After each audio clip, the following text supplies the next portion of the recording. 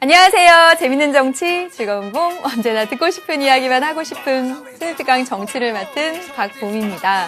네. 여러분, 오늘 이 시간은 여러분 교재로 152페이지입니다. 152페이지의 국제관계의 변화와 우리나라의 국제관계를 주제로 이야기를 해보도록 하겠습니다. 여러분, 지금 노래가 막 흘러나오고 있는 거 맞죠? 그렇죠? 지금 흘러나오는 이 노래의 제목은 지도 밖으로 행군입니다. 지도 밖으로 행군. 사실 선생님이 좀 하려는 이야기와 그리고 이 노래 가사는 사실 잘 매치가 되지 않아요. 그래서 가사 소개는 안 하고요. 이 제목, 지도 밖으로 행군. 에 대한 이야기를 좀 하려고요, 조금. 학생들이 수강 후기에 올린 글을 보면 정말 많은 학생들이 그 국제기구에서 일하고 싶어 하는 학생들을 정말 많이 봤습니다. 그리고 더 많은 학생들은 정말 세계를 여행하고 또 알고 싶어 하는 학생들이 정말 많다는 생각을 막 했었거든요. 그래서 사람들은 참 비슷하기도 하고 다르기도 하다 이런 생각 해봤는데 실제로 많이 여행하고 실제로 많이 국제적으로 일하는 사람이 별로 없는 요즘 사실 많이 꿈을 꾸긴 하지만 여러분 정말 지도 밖으로 행군하는 그런 꿈을 꾸시고 그 꿈을 실현하기 위해서 지금 이렇게 노력해 간다고 생각하시고 지치지 말고 노력하시길 바랍니다. 중간고사 끝나고 그리고 이제 여러분 지금 6월 중순이 되면서 많이 해이해지고 또 해봤자 안 돼. 이런 생각들도 하는 학생들도 많아요. 예? 네, 안 됩니다, 여러분. 지도 밖으로 행군하는 그 꿈 꾸시고 정말 이 대한민국이라는 좁은 땅에서 아웅다웅 사는 게 아니라 정말 국제적인 사람이 되시기를 바라겠습니다. 그래서 우리 국제관계 변화 배우는 거예요. 네. 그래서 오늘 이 시간 35강입니다. 35강 국제관계의 변화와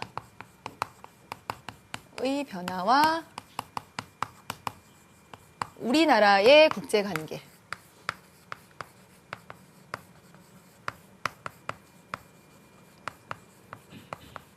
에 대해서 공부를 해보도록 하겠습니다. 선생님이 지금 쓴 거 보니 이렇게 맞춰서 썼죠? 그 이유가 있습니다. 왜 그러냐면요. 자, 오늘 공부할 내용을 이야기를 해보면 이렇게 국제사회가 있잖아요. 우리가 이 국제정치 파트 들어오면서 국제사회가 어떻게 형성되고 그리고 어떻게 발전해 가는지에 대한 대략적인 이야기를 했어요. 기억하시죠? 그러면서 이 국제사회의 급격한 변화를 큰 줄기로 이렇게 얘기를 할 수가 있습니다. 뭐냐면 냉전과 지금 현대 탈냉전으로의 변화. 오늘 이 시간에는 가장 이 특징 지어지는 냉전에서 탈냉전으로의 변화라는 국제관계의 변화를 이야기해 볼 거예요.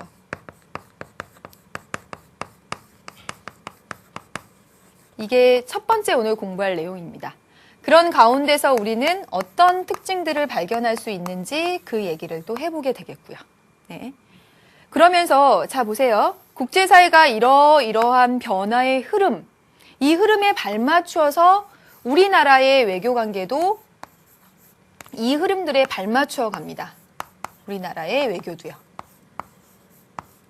그래서 우리나라의 국제관계, 다시 말하면 우리나라의 외교에 대해서 같이 발맞추어서 이렇게 같이 딱 틀을 맞추어서 여러분에게 설명드리고 얘기를 드리도록 하겠습니다. 이 국제관계의 흐름과 우리나라의 외교가 이렇게 딱 맞물려 가거든요.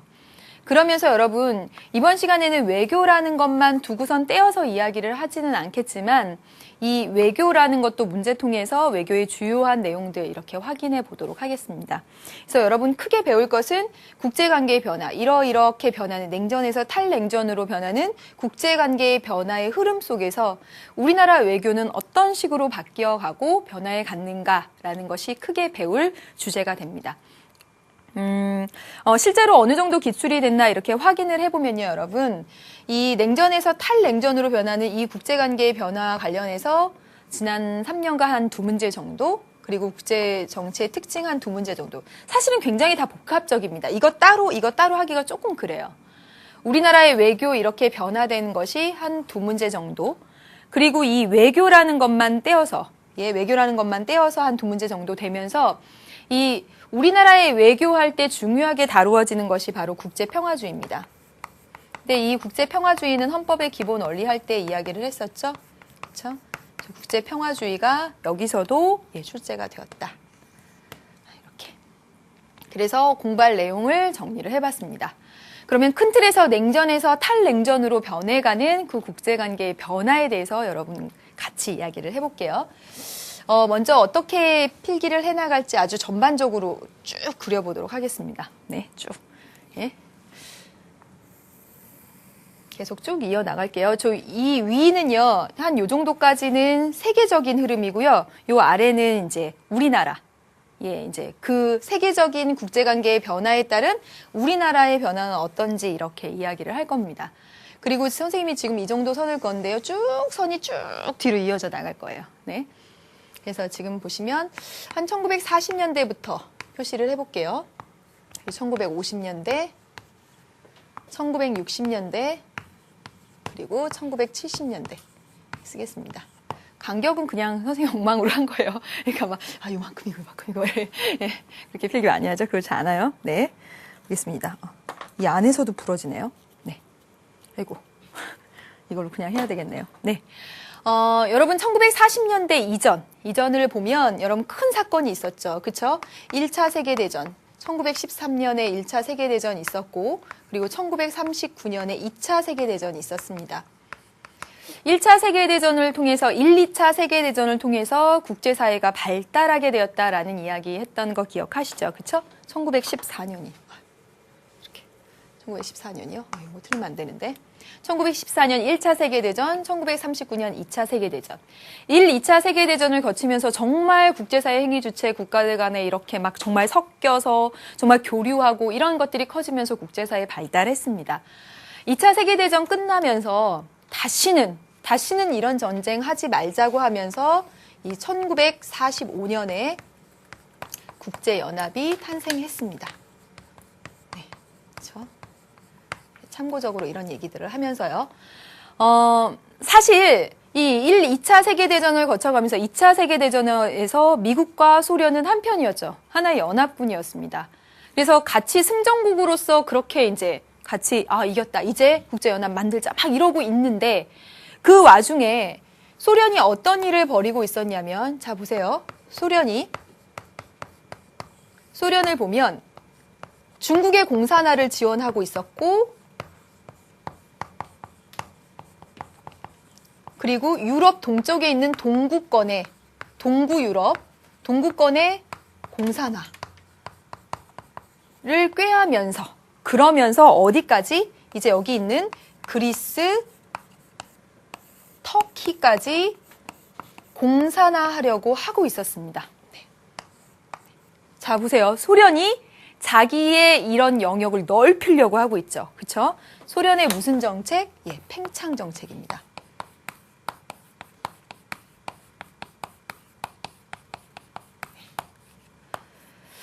가만히 있던 미국은 깜짝 놀랐어요. 어느새 소련이 이쪽으로는 중국의 공산화, 동부 유럽의 공산화, 그리고 그리스, 터키까지 팽창해서 공산화시키려고 하고 있는 걸 보고 깜짝 놀랐어. 미국이 이걸 막아야 되겠다. 이걸 저지해야 되겠다 했습니다. 그래서 이것을 미국의 무슨 정책이라고 이야기를 하냐면 봉쇄 정책이다라고 이야기를 하죠. 그러면서 여러분 꼭 기억해야 될 거 두 가지입니다. 이 봉쇄 정책의 내용을 보면 트루먼 대통령이 외교 정책을 선언했어요. 그걸 뭐라고 말하냐면 독트린이라고 말합니다. 트루먼 대통령이 외교 정책을 선언한 겁니다. 뭐라고 선언했냐면 그리스와 터키의 공산화를 막기 위해서 그리스와 터키의 경제적으로 군사적으로 지원하겠다. 즉 소련의 팽창 정책을 막기 위해서 개입하겠다. 개입을 천명한 겁니다. 그리스, 터키에 대한 군사적, 경제적 지원을 함으로써.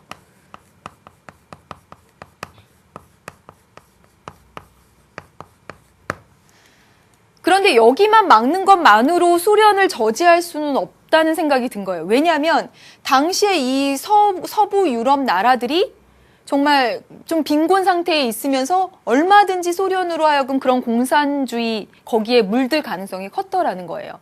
그래서 서부 유럽에 대한 그 경제적인 원조를 해야 되겠다라고 한 게 바로 마셜 플랜입니다. 트루먼 독트린이 1947년, 그렇죠? 여기쯤에, 그 다음에 마셜 플랜 역시 1947년에서 51년까지. 그래서 이 내용을 보면 유럽의 부흥, 경제 부흥 계획입니다.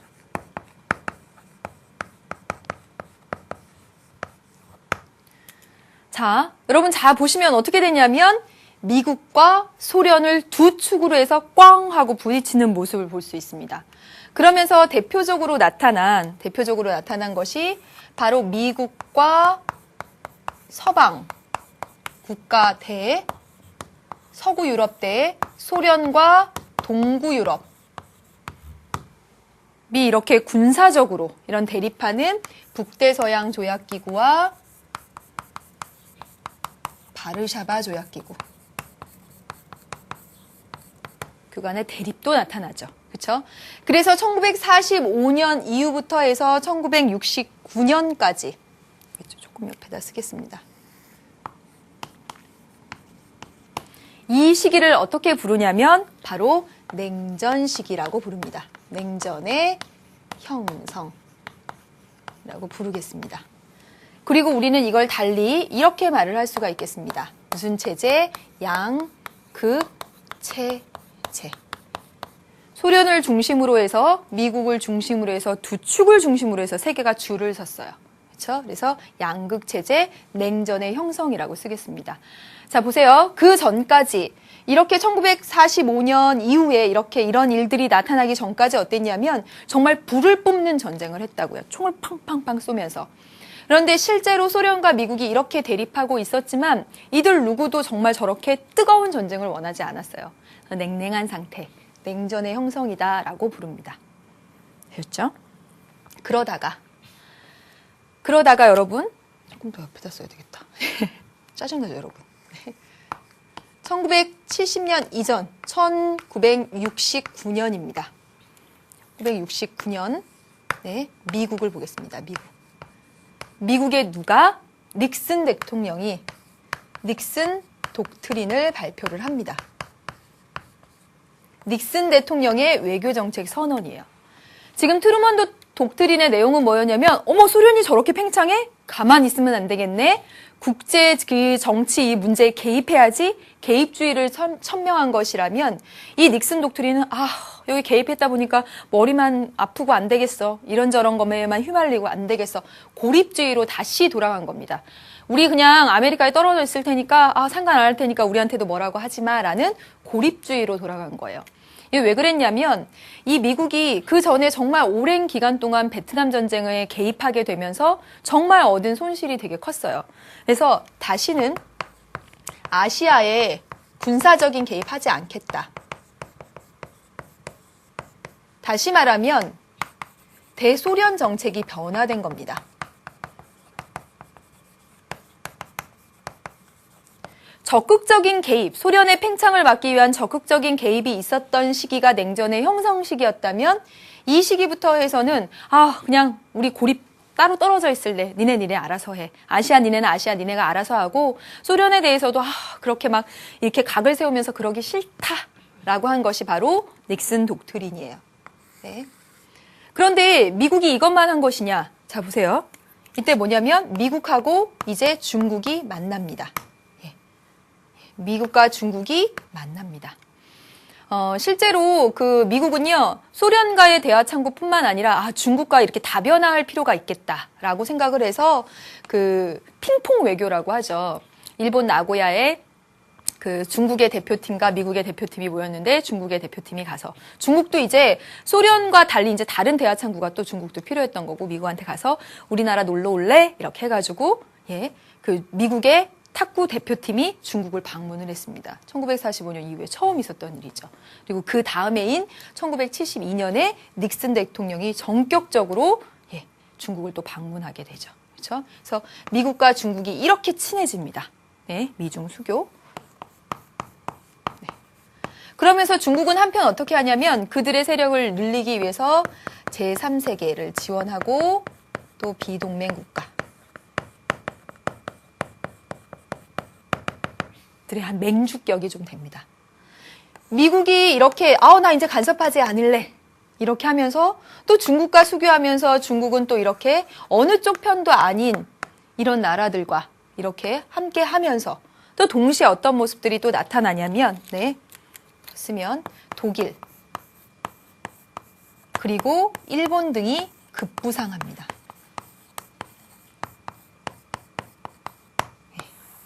자, 보세요. 1969년 이후의 일들을 보면, 다시 말하면 1970년대 이후의 일들을 보면 그 전에 냉전 시기에는 소련과 미국 중심으로 아예 탁 이렇게 줄서기가 됐다면 지금은 이제 아주 다변화되고 있습니다. 그렇죠? 네, 이렇게 제3세계 이렇게 많이. 다시 말하면 이 냉전이라는 게 조금 완화되는 움직임을 보여주고 있다라는 것을 알 수가 있습니다. 그리고 지금 보시면요.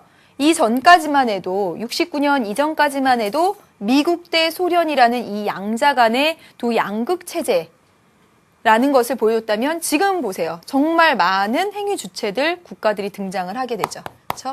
다극 체제. 예. 잠깐만요. 예, 다극 체제. 그리고 이런 용어들을 씁니다. 뭐냐면 데탕트. 데탕트가 프랑스 말로 휴식하다 뭐 그런 뜻이래요. 그러니까 그 냉전의 냉랭한 두 축을 미국과 소련 두 축을 중심으로 한 그 냉랭한 기운에서 이제 휴식으로 왔다라는 거죠. 그렇죠? 데탕트의 기운에 따른 다극 체제로 이렇게 가게 됩니다. 아셨죠? 네. 그러다가 1980년대 그리고 1990년대 이후로 이렇게 가게 되는데 쭉 이제 현대까지 냉전이 형성되고 냉전이 완화되고 있다가 사실 이거는 이제 막 시험 문제에 중요하게 나오는 그런 건 아닌데요. 1979년에 어떤 일이 있었냐면 소련이 아프가니스탄을 침공하면서 소련이 이 아프가니스탄 내부에 아프가니스탄의 그 공산 정권을 세우는데 이렇게 막 하기 위해서 거기에 영향력을 미치기 위해서 소련이 아프가니스탄을 침공하고 이 소련의 아프가니스탄 침공에 대해서 미국과 서방 국가들이 막 비난을 하게 되면서 다시 한번 이렇게 딱 두 축으로 한 대립각을 다시 한번 세우게 됩니다.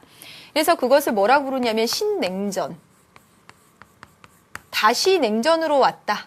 라고 부르기도 하죠. 79년부터 약 10년 동안 그 신냉전이 계속이 됩니다. 네. 근데 사실은 이 부분은 막 시험에 많이 나오는 건 아닌데, 이제 역사적으로 이런 적이 한번 있으니까, 냉전의 형성, 그리고 냉전이 완화돼서 쭉 해서 냉전이 해체되는 것이 아니라, 중간에 이런 한 번의 위기가 있었다는 것. 그냥 하나만 언급을 해드리고요. 그러다가, 사실 그래서 이 1979년 이후에 그 아프가니스탄을 소련이 침공하고, 아프가니스탄을 침공한 소련에 대해서 막 미국이 막 이렇게 막 비난하면서 막 이렇게 이제 서로 정말 아웅다웅 했어요. 아웅다웅 정도를 떠나서지. 그래서 소련에서 올림픽이 열렸을 때 자유민주주의 진영은 한 명도 안 가고, 그렇죠? 그 다음에 미국에서 올림픽이 열렸을 때 공산 진영은 하나도 안 가고 이렇게 그랬다고요. 그러다가 1988년 우리 서울 올림픽 때 다 만난 거죠. 그래서 서울 올림픽은 우리나라에서 처음 했었던 올림픽이기 때문에 의미 있기도 하지만 정말 이 신냉전으로 막 이렇게 싸우던 그 많은 나라들이 다 함께 모였다는 측면에서 정말 그 올림픽 정신을 구현한 그런 올림픽이 됩니다. 서울 올림픽. 네. 그럼 아무튼 그렇게 지속되다가 1989년입니다. 네. 1989년에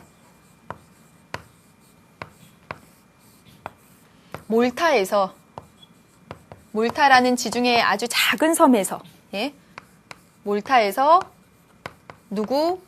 미국의 대통령 레이건과, 레이건 맞죠? 그렇죠? 그 다음에 소련의 고르바초프 서기장이 만나서 선언을 하게 됩니다.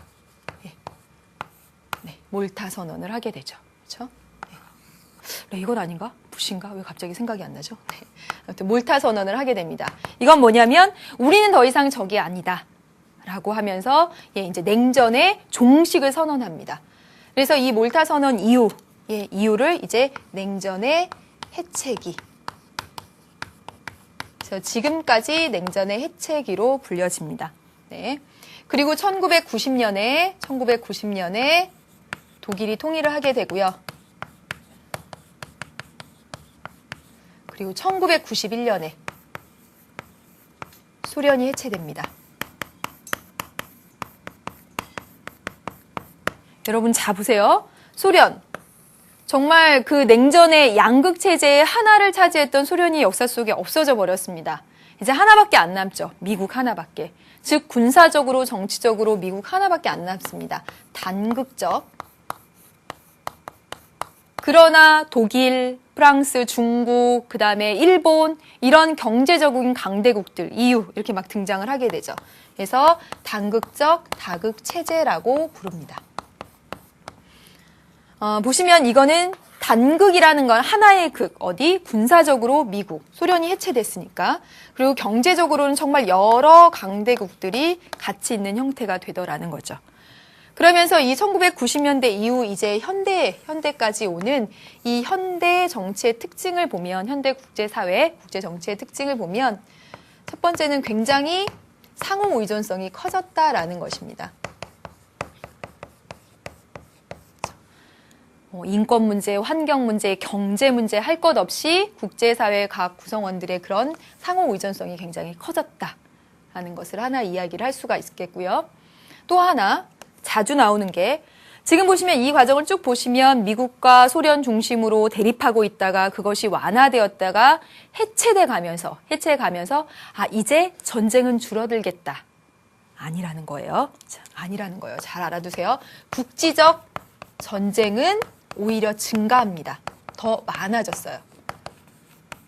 왜냐하면 그동안 미국과 소련이라는 그 두 이념 대립하에 그냥 눌려져 있던, 꾹꾹 눌려져 있던 그런 다양한 이제 문제들이 막 발생하면서 국지적 전쟁 많은 민족 간의, 종교 간의, 인종 간의 그런 대립들이 정말 많아지면서 국지적 전쟁은 많아지는 모습들. 그리고 이제 이념보다는 경제적 실리를 더 중시하게 되었습니다. 실리를 이념보다 더 중시하게 되었어요. 이게 현대 국제사회의 특징입니다. 또 하나 더 쓰면 세계화와 동시에 지역화가 진행되고 있다. 이렇게 말을 할 수가 있겠습니다. 자, 여러분 큰 거 기억합시다. 큰 거. 1945년 이후 해가지고 1947년 그때부터 해가지고 냉전이 형성되기 시작합니다. 트루먼 독트린. 그러다 1969년에 닉슨 독트린 통해서 어때요? 냉전이 완화되는 모습들 보여집니다. 그리고 1989년에 몰타 선언을 통해서 냉전이 해체되죠. 그렇죠? 큰 줄기를 기억하시면서 이 역사적인 현장의 주인공들 얼굴을 한번 보도록 하겠습니다. 네, 보겠습니다. 지금 이 보시면요, 이 둘은요, 냉전을 탄생시켰던, 냉전을 형성시켰던 트루먼 대통령과 그리고 냉전 완화를 이끌었던 닉슨 독트린, 트루먼 독트린과 닉슨 독트린의 주인공들입니다. 되셨습니까? 네, 그다음에 보시죠. 냉전을 이제 이렇게 형성시켰고 완화시켰던 주인공들 보고요. 그 다음 사진이요. 네, 아까 제가 레이건이라 했죠. 부시, 몰타 선언을 이끌어냈던 부시 전 미국 대통령과 그리고 고르바초프 소련 서기장이었습니다. 이 둘이 지중해 몰타섬에 만나서 이제 우리는 적이 아니다. 우린 친구다. 그리고 이제 냉전은 끝났다라고 해서 냉전 종식을 선언했던 것이죠. 이렇게 진짜 국제적으로 놀면 역사 속에 이런 주인공이 되는 거죠. 그렇죠? 네. 지금 여기까지 해서 지금 무엇을 했냐면 여러분 국제관계의 변화를 냉전에서 탈냉전으로 옮겨가는 그 과정 속에서 살펴보았습니다. 이제부터 볼 것은 뭐냐면 그렇다면 우리나라는 그에 발맞춰서 어떤 외교 정책을 폈을까라는 부분입니다. 그 부분 살펴보기에 앞서 잠깐 쉬었다 가겠습니다.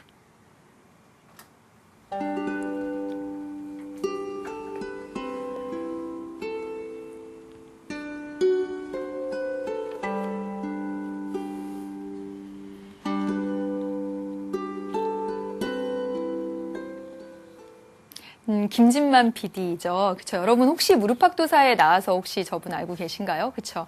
1년이 넘게 촬영하면서 정말 갖은 고생을 다 했다고 했었는데 정말 잘 봤던, 정말 몇 번씩 돌려봤던 그런 다큐멘터리였습니다. 많은 정말 많은 프로그램들이 양산되고 많은 것들을 제작하는 과정에서 참 저렇게 젊은 사람이 그런 것들을 가져다가 정말 오랜 시간 준비하고 노력하면서 저런 결과물을 내는 것들을 보면 부럽고 그렇게 하고 싶고 여러분도 그런 지금 방송에 그리고 또 막 이런 데 뜻이 있는 학생들 되게 많을 텐데요. 내가 방송 기자가 되면 내가 PD가 되면 뭐가 되면 이런 것들을 기획해봐야지 하는 것들까지 생각하시면 지금 공부하는 과정이 더 즐거울 거라고 생각합니다. 진짜로. 네. 그러면 보세요. 이게 지금 국제 관계의 변화를 봤습니다. 네. 이제 이거에 정확히 발맞춰서 우리나라의 외교 관계, 국제 관계가 가요. 자, 보시면 냉전이 형성됐던 이때, 소련과 미국의 이런 대립, 양극 체제가 형성됐던 이때는 우리의 외교는 무엇이었냐면 바로 반공 외교였죠. 반공. 여기 우리나라 이렇게 쓸까요? 반공 외교였습니다. 즉 어디랑 중심으로 하는? 미국 중심으로 하는. 미국 중심의 외교 정책이었습니다. 공산주의에 반대하고요. 그 민주주의 진영하고만 외교를 했던 거죠. 그래서 북한과는 체제 경쟁을 했습니다.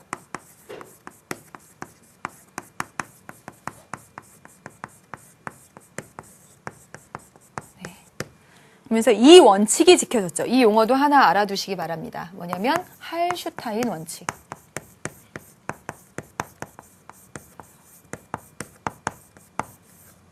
이게 어떤 원칙이냐면 독일하고 친한 나라는 독일이 아니죠. 동독하고 우리나라가 북한과 이쪽 한국으로 나눠진 것처럼 독일도 서독과 동독으로 나눠져 있었죠.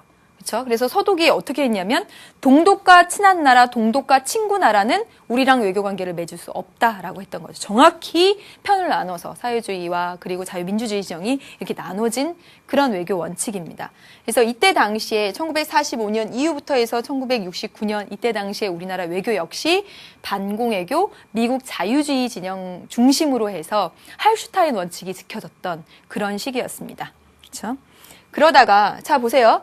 1969년 이후로 해서 미국이 변화하고 미중 수교가 이루어지고 쫙 이렇게 하는 대탕트 시대가 오게 됩니다. 그럼 우리도 변해야 될 거 아니에요. 그렇죠? 네, 우리도 변합니다. 그래서 어떻게 해요? 1973년에 6.23 평화통일선언을 하게 됩니다.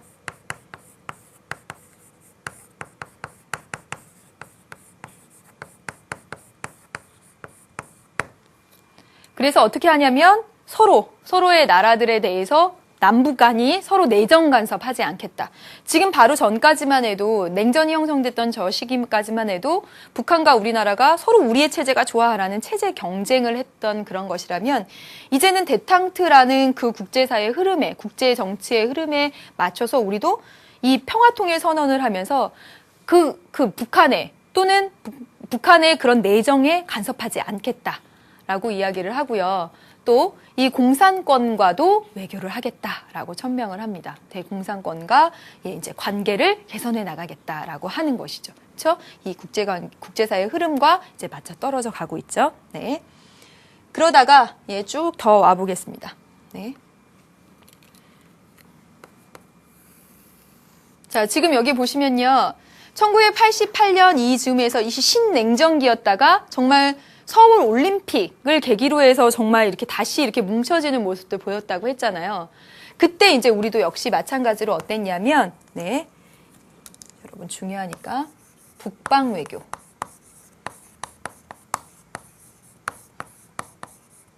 북방 외교라고 하는 것은 뭐냐면 우리나라로부터 북쪽에 있는 나라들과 이제 친구 관계를 맺겠다라고 하는 겁니다. 그래서 80년대 후반부터 해가지고요. 우리나라가 그동안 저 앞에 보세요. 미국과 자유주의 진영 중심으로 해왔고 그래 이제 내정 간섭 안 할게 서로 좀 이렇게 완화되어 왔다가 국제사회의 흐름에 맞춰서 이제는 어떻게 하냐면 우리도 친구 맺을게. 왜냐면 보세요. 해체되잖아요. 냉전이 해체되잖아요. 그래서 친구 맺을게. 그래서 어떻게 하냐면 한국과 소련도 수교를 맺고요. 한소 수교도 맺고 그리고 한중 수교도 맺습니다.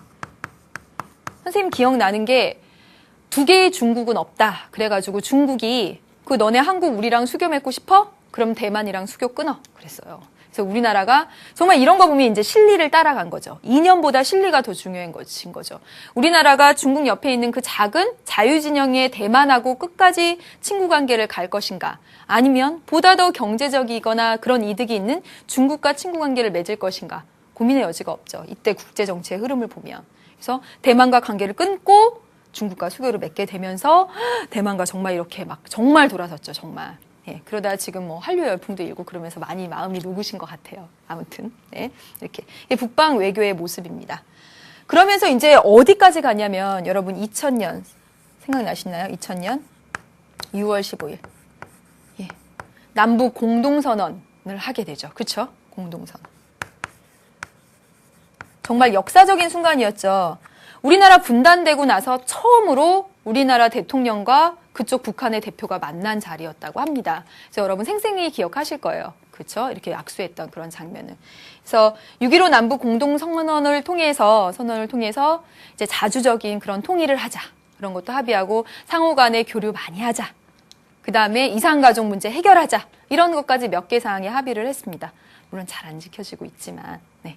아무튼 우리나라의 외교는 정말 국제관계의 흐름과 같이 간다는 거, 그 차원에서 따라서 기억하시면 되고요. 어렵지 않았을 거라고 생각합니다. 네, 여기까지 해서 여러분 오늘 국제관계의 변화와 우리나라의 국제관계에 하는 부분의 내용 정리를 다 해봤습니다. 그러면 해당되는 기출문제와 실전문제 풀면서 이렇게 정리를 해가도록 하겠습니다. 네. 자, 보세요. 여러분 기출문제 보도록 하겠습니다. 네, 작년 9월 모의평가고요. 확인을 해볼게요. 가, 나에 대한 옳은 설명만을 보기에서 있는 대로 고른 것은 했어요. 가 보겠습니다.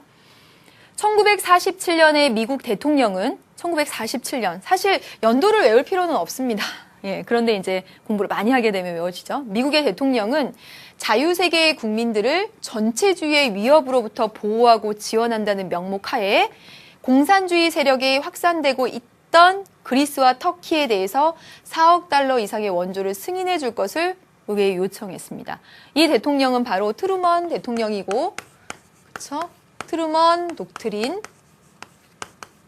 비교해서 말하자면 이 트루먼 독트린은 미국이 국제사회에 개입하겠다, 개입주의를 천명한 것입니다. 네. 공산주의 진영의 팽창 확대를 막기 위해서. 그렇죠? 네. 그럼 보겠습니다. 밑에요. 1969년입니다. 연도 안 외우셔도 되지만 분명히 알 거라고 생각해요. 미국 대통령. 이 사람 닉슨 독트린이죠. 닉슨 대통령이 선언한 외교정책 독트린. 베트남 전쟁을 계기로 해서 아시아에 대한 미국의 군사적 개입을 피하는 것을, 네, 이제 다시 뭐로 돌아간 거죠? 고립주의로 돌아간 겁니다. 그냥 우리는 아메리카에 따로 있을게. 신경 쓰기 싫다. 이렇게 하는 거죠. 소련에 대한 그 기존의 정책이 변화되는 그런 모습입니다. 그래서 여러분, 가가 냉전의 형성과 관련이 있다면 나는 냉전의 완화와 관련이 있죠. 네, 아셨죠? 그럼 보겠습니다. 기억. 가는 냉전 체제 형성에 아주 중요한 영향을 끼쳤다. 맞죠, 여러분? 네, 맞습니다. 냉전의 형성. 그 다음에 니은. 가는 제3세계 비동맹 국가들의 집단화. 여러분, 제3세계 비동맹 국가들이 등장한 거 1969년 이후에, 그쵸? 미중 수교도 하고 중국의 지원 이런 게 있으면서 나타났던 냉전 완화의 움직임이었죠. 그쵸? 그쵸? 네. 그 다음에 디귿. 나는 이념에 기초한 양극체제의 완화. 여기 양극체제, 냉전체제 형성. 사실 되게 간단한 문제였습니다. 기억 디귿 정답 되겠고 리을 확인해 볼게요. 이 나 때문에 냉전 완화된 이 닉슨 독트린 때문에 세력 균형은 와해되고 미국과 소련으로 다 이렇게 돼 있던 세력 균형이 와해됐다라는 건 소련이 없어졌다라는 거죠. 뭐가 하나 없어져야지 와해되는 거지. 근데 여기 보면 분명히 미소 상태에서 냉전이 이렇게 막 부딪히는 게 완화된 거지 소련이 해체되거나 미국이 없어진 상황은 아닙니다. 그렇죠? 세계 패권 국가, 단 하나의 힘센 국가가 등장한 거, 이거는 냉전의 해체죠, 해체. 1991년에 소련이 해체되고 1989년 몰타 선언 이후에 1991년에 소련이 해체되고 난 그 이후의 상황을 이야기하는 겁니다. 그러니까 여러분, 리을은 아니죠. 그렇죠? 되셨습니다. 기출문제 확인해 봤습니다. 네. 다음 볼까요? 그다음에 외교에 대해서 말씀을 드릴게요. 네. 선생님이 따로 외교 부분을 필기해서 이야기하지는 않았습니다. 왜 그러냐면 이 기출문제 2번의 지문 통해서 충분히 설명이 되는 부분이기 때문에 이렇게 했습니다. 그리고 실제로 수능에서 외교 요거 하나만 가지고 단독으로 출제되기는 조금 어려운 측면이 있으니까 물론 뭐 6월은 아니죠. 9월 이럴 땐 나올 가능성이 있긴 하지만 네. 한번 보겠습니다. 외교라고 하는 것은 한 국가가 국제사회에서 자국의 이익을 그렇죠. 평화적인 방법으로 달성하려고 하는 활동을 외교라고 합니다. 그래서 이 평화적인 방법이라고 하는 건 뭐냐면 뭐 대화일 설득일 수도 있고 또 협박도 돼요. 네, 아무튼 오늘날 국제사회가 복잡해지고 교통통신의 발달로 다양한 행위자들에 의한 국제 교류가 활발해지면서 이 외교의 중요성과 그 개방성이 강화되고 있다. 개방성이 강화되고 있다라고 써 있습니다. 네. 또한 국제관계의 주요한 관심사가 바뀌고 있으면서 대부분의 국가들은 아주 다양한 수단을 동원하여 자국의 대외적인 위상을 높이고 국익을 극대화하기 위해 노력하고 있답니다. 다양한 수단을 동원하여. 뭐 요즘은 민간 외교라고 해서 예전에는 정말 정치인 또는 외교관 중심의 외교였다면 오늘날은 스포츠 외교. 또는 정말 한류 열풍도 하나의 외교라고 할 수 있을 정도예요. 그렇죠? 우리의 위상을 높이는 것이라면. 그럼 보겠습니다. 다음의 내용과 부합하지 않는 진술은 이라고 하고 2007년 수능에 단독으로 출제가 된 적이 있지만 앞으로 이렇게 단독으로 출제되긴 좀 어렵지 않을까 하는 생각이 개인적인 생각입니다. 아무튼 이 정도 알아두시면 충분할 것 같은데 1번 볼게요. 국제 교류의 활성화로 맞습니다. 여기까지는 비밀 외교 형태가 일반화되었다. 이거 아닙니다, 여러분. 지금 보시면 외교의 중요성이 커지고 개방성이 강화됐다라고 나와 있습니다. 실제로 국제적인 흐름은 이 외교라는 거, 정말 이 외교 과정을 전체적으로 다 공개할 수는 없죠, 물론. 공개할 수는 없지만 비밀 외교보다는 공개 외교의 형태가 더 보편적인 형태가 됐습니다. 그러니까 1번이 틀렸죠. 그렇죠? 2, 3, 4, 5번 보도록 할게요. 이념과 명분보다는 그렇죠. 실리를 추구하는 외교로 변화하고 있죠. 그래서 우리나라가 대만, 자유주의 진영의 대만을 버리고 중국과 수교를 맺은 거 아닙니까? 그렇죠? 그 다음에 3번에 보시면 설득, 위협, 타협 이런 가능한 모든 외교 수단이 사용되고 있습니다. 네. 그 다음에 4번에 보시면 공식적 외교자에 의한 외교뿐만 아니라 그쵸 민간 외교의 중요성도 커지고 있습니다. 그래서 뭐라고 얘기하냐면 총력 외교라고 얘기를 하죠. 모든 힘을 다 써서 하는 외교. 정말 국가 기관만의 외교가 아니라 네. 김연아 선수가 하는 것도 외교다라는 거죠. 그 다음에 5번에 보시면 외교의 범위가 어떤 안보 문제. 북한과 우리나라의 이런 위급한 사태 때문에 중국, 미국, 뭐 이렇게 일본 이렇게 모여서 하는 그런 것에 국한되지 않고 이제는요 경제나 문화 영역 등으로 확대되어 가고 있습니다. 외교 영역의 다변화까지 해서 기출문제 2번 여러분 분석을 하시면 충분히 외교에 대한 거 정리하실 수 있을 거라고 생각합니다. 네, 여기까지 기출문제 봤습니다. 이제 실전 문제 확인해 보죠. 5번 문제를 볼게요. 다음은 우리나라의 대북 정책의 기본 원칙이에요. 이에 부합하는 정책만을 보기에서 있는 대로 고른 것은? 그럼 158페이지의 수능 실전 문제입니다. 보세요. 우리나라 대북 정책의 원칙이라고 합니다. 보시면 사회 각 분야에서 화해와 협력을 동시적 유기적으로 추진해 간다. 사회 각 분야라고 했으니까 뭐 경제, 문화, 예술 뭐 이런 부분에서 협력을 증진시켜 간다라는 거죠.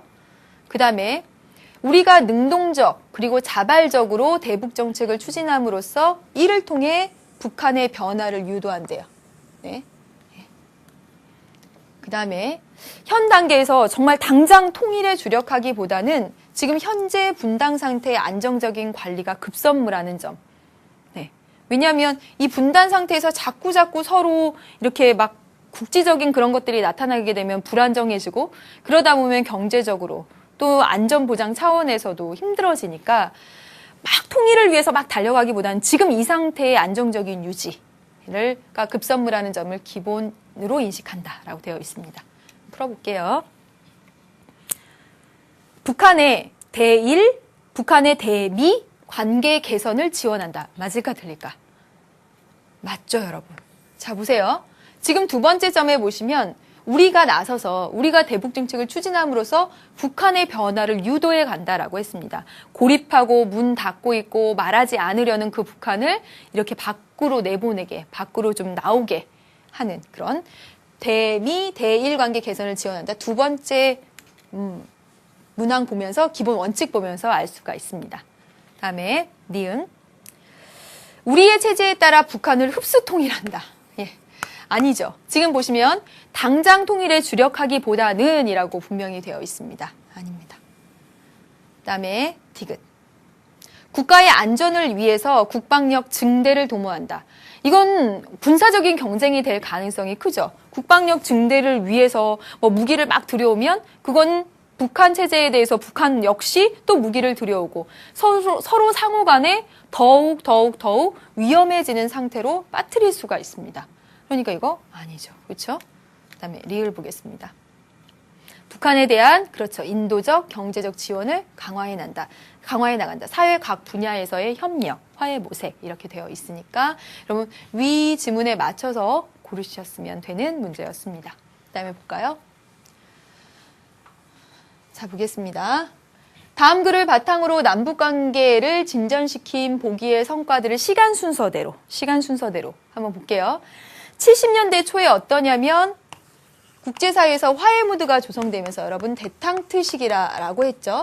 70년대 초하고 하면 1969년 닉슨 독트린 이후에 나타나는 그런 현상들. 72년에 미국 대통령이 중국을 방문하기도 했다라고 했습니다.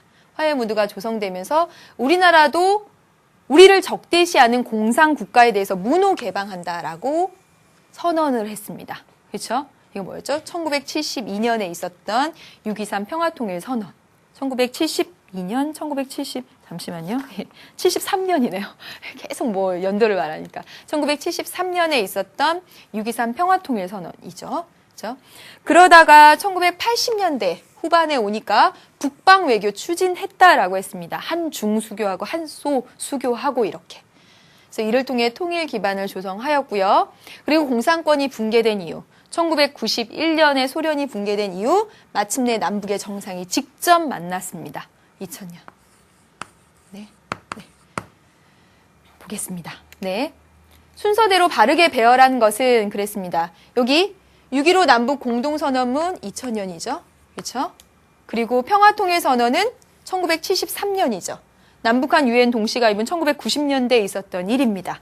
그러면 순서대로 해보면 디귿, 니은, 기억 이런 순서가 되겠습니다.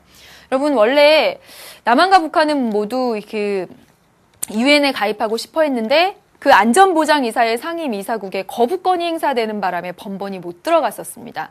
예, 한 나라라도 거부권을 안전보장이사의 상임이사국에 거부권이 행사되면 그 안에 대해서는 통과가 못 된다는 거 여러분 잘 아시죠? 힘의 논리가 지배한다라고 하면서 유엔을 공부할 때 이야기를 했었습니다. 그래서 1990년대 가서 늦게 이렇게 동시 가입을 하게 된 것이죠. 네, 여기까지 봤습니다. 다음 보겠습니다. 다음은 우리 정부가 발표한 외교정책 선언의 일부다 그랬습니다. 지금 이렇게 문제를 풀다 보니까 우리나라 외교 관계 중심으로 해서 이렇게 문제 풀이가 진행되고 있는데요. 여러분 사실 여기서 두 가지 크게 국제관계의 변화 측면과 우리나라의 외교 이렇게 두 축을 배우고 있는데 실제 더 여러분이 중요하게 공부해 놓으셔야 될 부분은 국제관계의 변화, 즉 냉전에서 탈냉전으로 변화해가는 그 국제관계의 변화에 주목해서 보셔야 되겠고 이 실전 문제에 이제 어려운 부분들이 많아서 우리나라의 외교 관계의 변화 중심으로 소개를 하는 것을 이해를 해주시길 바랍니다. 알겠습니다. 볼게요. 한반도의 평화는 반드시 유지되어야 하며 남북한은 서로 내정 간섭을 하지 않으며 그랬습니다. 이 내용을 보면 내정 간섭하지 않겠다고 선언한 것은 1973년의 6.23 선언, 평화통일 선언의 내용입니다. 그리고 우리는 긴장 완화와 국제협조에 도움이 된다면 북한이 우리와 함께 국제기구에 참여하는 거 반대하지 않겠다. 좀 누그러지고 있죠. 그렇죠? 그다음에 대한민국은 호혜평등의 원칙 하에 모든 국가의 문호를 개방하며 우리와 이념 체제가 달라도 공산주의 국가에 대한 문호 개방입니다. 권 국가에 대한 문호 개방입니다. 그렇죠? 대한민국의 대외 정책은 평화 실현에 그 기본을 두고 있으며 우방국들과의 기존 유대 관계를 더욱 공고히 나가겠다라고 했습니다. 다시 한번 이 내용을 보면 이것은 1980년대, 2000년에 있었던 6.15 남북 공동선언의 내용은 분명히 아니죠. 왜냐하면 우리 우방이라는 것이 있어요, 여전히. 자유주의 진영과 우린 친구야 라는 생각이 있으면서 공산권의 문호 개방하고 그래 서로 간섭하지 않게 하는 조금 누그러뜨려진 모습. 다시 말하면 냉전 완화 시기에 우리가 발표했던 1973년의 6.23 평화통일선언의 내용입니다. 볼게요. 위의 선언문을 통해 알 수 있는 당시의 외교 정책이에요. 1번, 비적대적인 공산국가에도 문호를 개방한다. 네, 그렇죠. 여기 이념과 체제를 달리하는. 그 다음, 자주적 통일을 위한 국제 환경을 조성한다. 그렇죠. 뭐 긴장 완화와 국제 협조에 도움이 된다면 뭐 이렇게 얘기하고 있으니까. 그 다음에 비정상적인 경쟁보다는 민족 공동의 이익을 추구한다. 경쟁보다는 조금 이렇게 좀 완화되는 모습도 보이고 있죠. 그 다음에 4번. 한반도에 두 개의 국가가 존재한다는 사실. 남북한 서로 내정 간섭 안 하겠다고. 그 자체 이해한다는 그런 내용이잖아요. 그 다음에 5번. 북한의 체제에 대해서 너네보다 우리가 정통성을 가지고 있고 너네보다 우리가 이념적으로 위야 라고 말한답니다. 이건 오히려 북한과의 대립만 가속화시킬 뿐이겠죠. 이때 보세요. 이때 얘기는 화해 무드를 조성하고 있는 그런 시기입니다. 이런 시기에 5번 북한보다 우리가 이념적으로 우위야 이런 거 얘기하겠습니까? 아니죠. 그렇죠? 그래서 정답은 5번이 되겠습니다. 네. 여러분 여기까지 해서 8번이 하나 더 있죠? 네, 한번 보겠습니다. 네. 위의 선언이 발표된 당시의 국제 관계예요. 네. 1번 사회주의 체제 붕괴. 아니죠. 붕괴 아닙니다. 2번 미소 중심의 양극 체제 형성 아니고 완화죠. 완화. 그렇죠? 그다음에 양극 체제에서 다극 체제로 변화하고 있다. 그렇죠. 완화되는 데탕트 움직임 속에서 우리가 냈던 선언문이니까. 그래서 여러분 3번이 정답 되겠습니다. 네, 4, 5번 확인하시면 되겠습니다. 네. 네. 여러분 여기까지 해가지고 국제관계의 변화와 우리나라의 국제관계까지 살펴보면서 국제정치 파트를 다 끝냈습니다. 사실은 좀 이렇게 굵직굵직한 사건 중심으로 살펴봤는데, 여러분 정말 이렇게 연도랑 막 다 있어서 어렵긴 하겠지만, 그래도 대략적인 큰 흐름들은 꼭 알고 가시기를 꼭꼭꼭 부탁드리겠습니다. 다음 시간에는 마지막 단원으로 이제 나가게 되겠네요. 네, 다음 시간에 만나도록 하겠습니다. 수고 많으셨습니다. 안녕.